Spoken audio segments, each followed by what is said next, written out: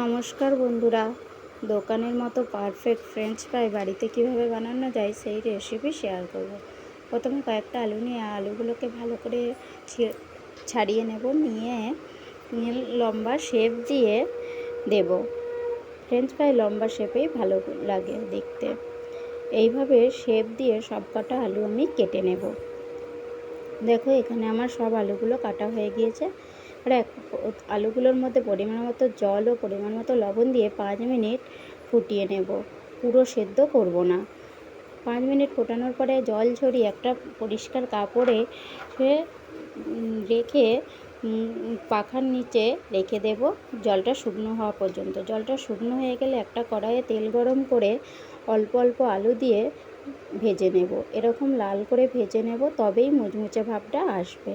দেখো, এখানে আমার ভাজা হয়ে গেছে। এবার ফ্রেঞ্চ ফ্রাইয়ের উপরে কিছুটা চাট মশলা ছড়িয়ে দেব, দিয়ে সস দিয়ে পরিবেশন করব। ধন্যবাদ।